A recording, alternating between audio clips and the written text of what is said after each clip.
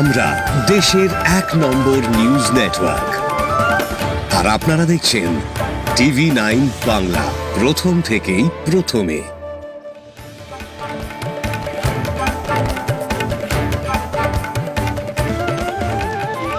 নির্বাচনের আগে বিভিন্ন দলের মধ্যে যে আলোচনা হচ্ছে তা এই রিপোর্টে তুলে ধরা হয়েছে। সিরাজগঞ্জ ৩ আসনে নির্বাচনের পরিস্থিতি সম্পর্কে আব্দুল আজিজ ও আব্দুল কুদ্দুস তাদের মতামত জানিয়েছেন। তারা জামায়াতে ইসলামীর প্রার্থী অধ্যাপক ড. শাইখ আব্দুস সামাদকে ভোট দেওয়ার কথা বলেছেন।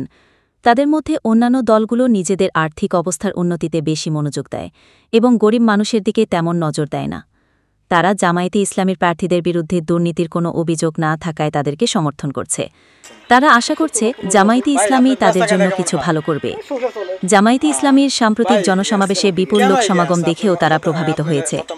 তাদের বিশ্বাস, এই দলটি দুর্নীতি ও অন্যায়ের বিরুদ্ধে লড়াই করবে।